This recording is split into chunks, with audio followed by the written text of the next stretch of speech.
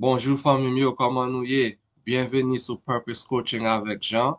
Je dis à nous pour parler sur pour qui ça nous-mêmes haïtiens nous devons unir nous. Mais avant que nous commencions, m'a dit nous pas oublier abonner, partager et quitter un petit message dire ça nous penser. Non pas M. Jean, un psychologue qui qui porte parole d'encouragement pour nous chaque jour. OK, so nous connaissons très bien que Haïti a passé un moment qui est très difficile. Gen insécurité, pauvreté, grand goût, et gen an pile jen tou kap kite peyi ya pou yal lot kote pou yal chèche la vi. Men nan mo, tout bagay sa yo, gen yon sel bagay, gen yon sel fos ki kapab chanje histwa, gen yon sel fos ki kapab ede nou, se inyon nou. Paske le nou ini nou, person pa kapab detounen nou nan ou nou. Paske nou men maïsen nou se yon pep ki fò. Men, tèt ansan sa, se pa manje pou kont nou. Se pa pran pou kont nou.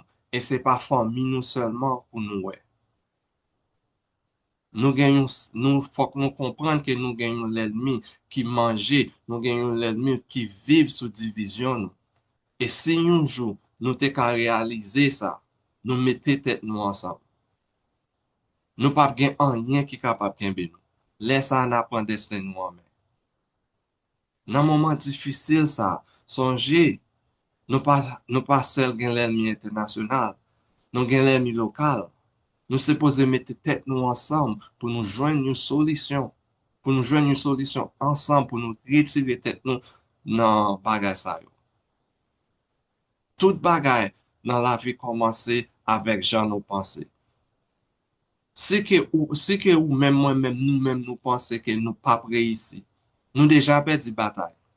Men si nou leve chak jou, nou panse yon jan pozitif, ak la fwa nan bon Dieu, nap jwen opotunite pou nou avanse peyi ya. Nap jwen opotunite pou nou retire peyi nou nan sa li ya.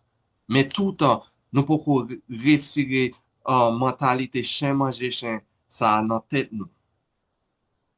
Nou pap jan ka ini nou. Nou pap jan ka ini peyi ya. Sonje le trembleman de te a te fwape Haiti en 2010 la. Se pa selman ed ki te soti lot peyi ki te pote Haiti sekou. Men se pitit peyi a tou ki te kampe ansam. Yon ede lot. Yon pran soin lot. E sa ki rile tet ansam nan. Se sa ki rile tet ansam nan. Problem ki pi gwo an Haiti. Problem ki pi gwo nou gen jodia. Se problem divizyon.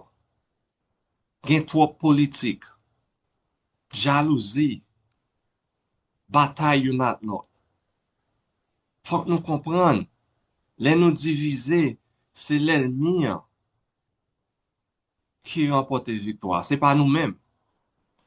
Men le nou mette tet nou ansan, nou kapab fe mirak. Jan yo di nan proverb la. Men an pil chay palou.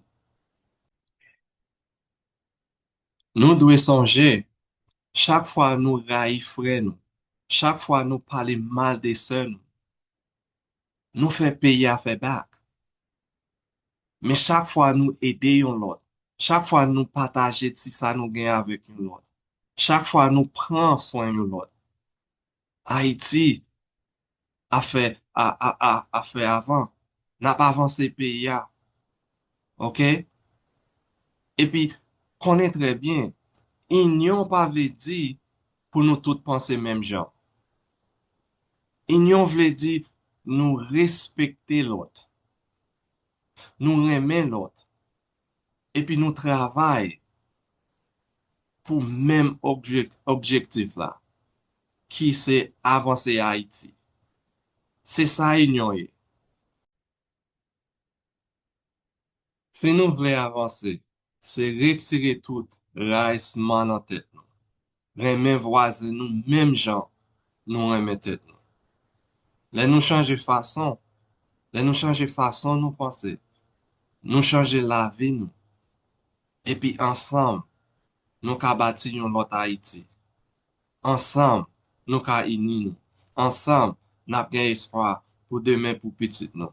Nan wè nan lot video, ki ton mesaj pou mwen ankon, pou ma fè nou repons. En forme?